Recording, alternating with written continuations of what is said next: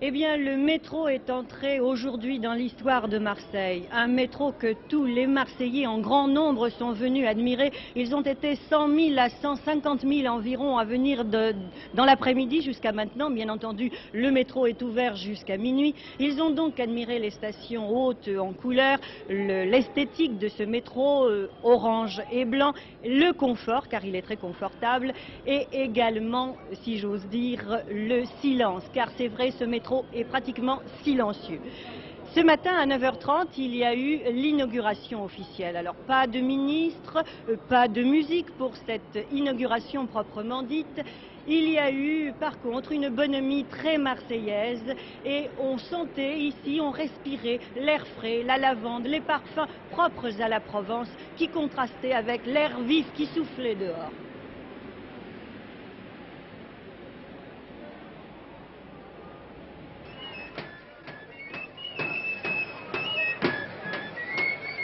Le métro de Marseille, c'est la fête, surtout le jour de l'inauguration.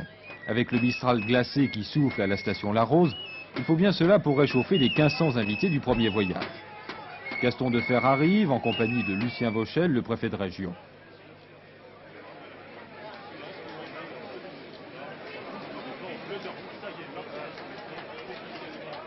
Mais même si l'on est maire de Marseille, on ne peut éviter le ticket.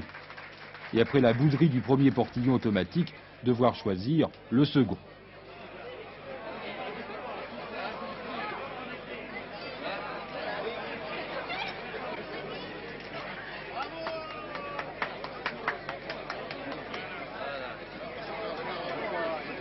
Avec Arthur Notbar, le président de la communauté urbaine de Lille, qui sera la 3e métropole française à être équipée d'un métro, et avec Henri Baucher, le directeur général du métro de Marseille, c'est l'arrivée sur le quai pour le premier voyage.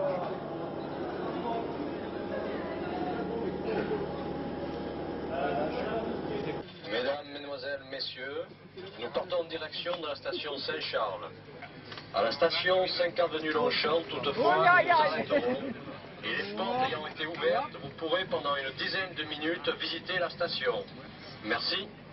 Monsieur le maire, lorsqu'on a longtemps caressé un rêve et que ce rêve devient une réalité, que ressent-on? On est heureux. On a de la peine à y croire.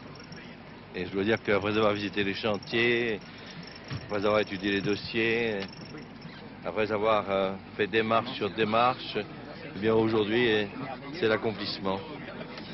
Ce métro est très très beau, esthétiquement, il est très confortable, il ne fait pratiquement pas de bruit. Est-ce que vous ne redoutez pas que les Marseillais l'abîment un petit peu?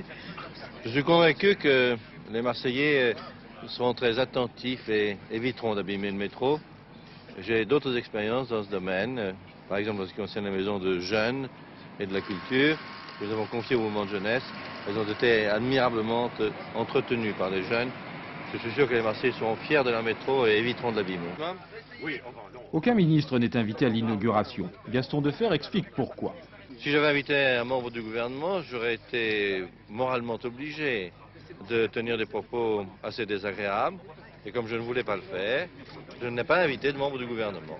Mais le gouvernement est représenté ici dans son ensemble par monsieur le préfet, pour lequel j'ai beaucoup d'égards et de considération.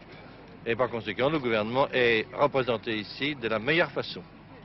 À la station 5 avenue Longchamp, arrêt. Toujours la musique, toujours la fête, et toujours cet aimable désordre qui ne nous a pas quittés depuis la Rose et qui ne nous lâchera plus. Ce n'est pas encore le métro japonais et ses pousseurs en gants blancs, mais nous ne sommes pas loin.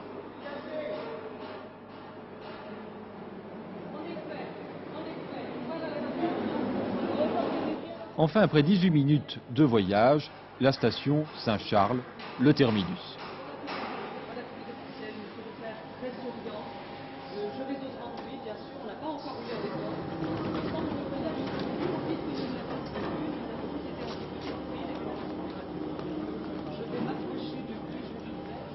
Eh bien, j'espère que dans l'avenir, tous les jours, à toutes les heures, il y aura autant de monde dans le métro qu'aujourd'hui. Et que tous ceux qui y seront sont aussi contents que je peux l'être.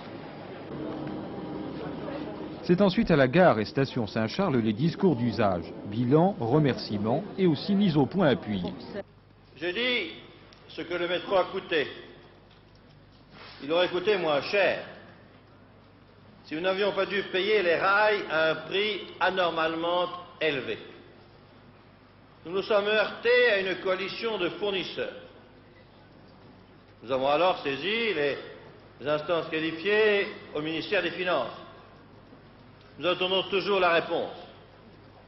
M. Barr préfère s'en prendre aux boulangers-pâtissiers, aux croissants et aux petits pains au chocolat qu'aux sidérurgistes qui, pourtant, reçoivent des frais très importants de l'État. C'est un rêve que vous n'avez pas encore tout à fait réalisé. Alors quelle est votre impression en sortant de ce métro qui n'est pas le vôtre? Pour moi, c'est un rêve qui n'est pas terminé, mais c'est un rêve qui est engagé. Car le matériel roulant est maintenant à 60% réalisé, le garage est également en cours de chantier, les 3 premiers lots sont partis. Il me reste tout simplement qu'à tirer des leçons de ce que j'ai vu à Marseille. Métro élégant, moderne.